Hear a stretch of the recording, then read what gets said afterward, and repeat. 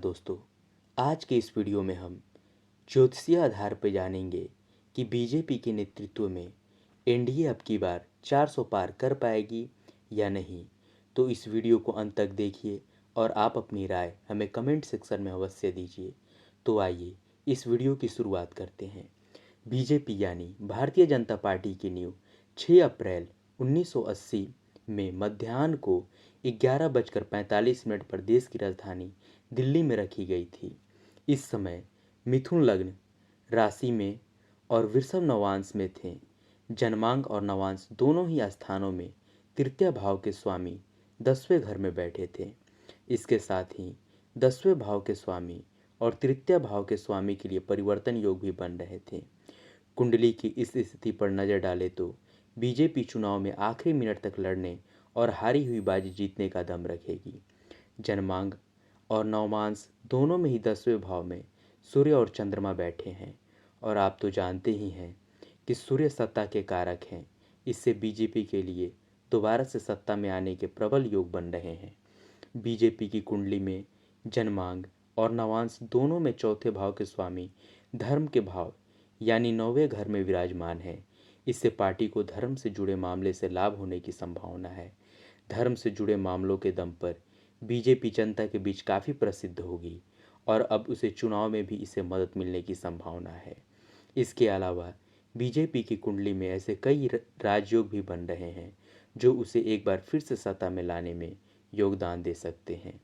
16 फरवरी 2024 से बीजेपी की चंद्रमा की महादशा में बुध की अंतर्दशा शुरू हो गई है।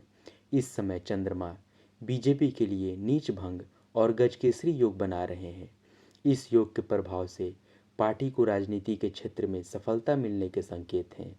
इनकी समृद्धि और संपन्नता में भी इजाफा हो सकता है। नवांश कुंडली की बात करें तो यहाँ चंद्रमा 10वें भाव में विराजमान है और दशमांश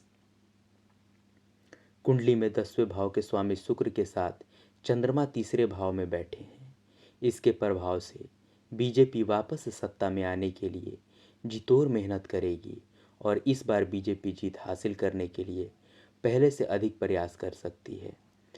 लग्न और चौथे भाव के स्वामी बुध केतु के साथ विराजमान है।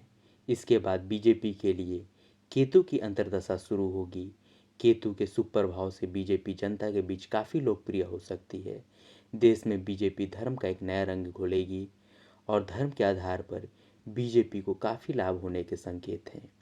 अब हम लोग नरेंद्र मोदी जी की कुंडली के बारे में बात करते हैं। नरेंद्र मोदी की कुंडली वृश्चिक लग्न की है।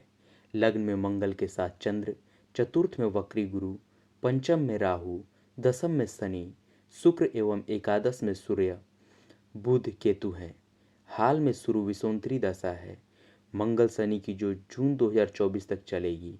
मंगल नवमेष के साथ लग्न में है। शनि चतुर्थेश होकर दसम भाव में चतुर्थ भाव पर पूर्ण दृष्टि दे रहे हैं तथा चतुर्थ भाव में बैठे पंचमेश से दृष्ट हैं। चतुर्थ, पंचम, नवम एवं दसम भाव भावेश का बहुत ही मजबूत संबंध बन रहा है। शुभ गजकेसरी योग भी कुंडली में है। इस योग के साथ महादशा नाथ एवं अंतरदशानाथ का जुड़ना सत्ता के शीर्ष पर पहुंचने के लिए शुभ योग है। ये विजयी होने का प्रबल योग बना रहे हैं। लेकिन बीजेपी के नेतृत्व में एनडीए गठबंधन का 400 सीटें जीतने का लक्ष्य ज्योतिषीय दृष्टिकोण से पूर्ण होता नहीं दिख रहा है। धन्यवाद। अगर आपको ये हमारी वीडियो अच्छी लगे तो इस वीडियो को लाइक और चैनल को सब्सक्राइब अवश्य कीजिए। धन्यवाद।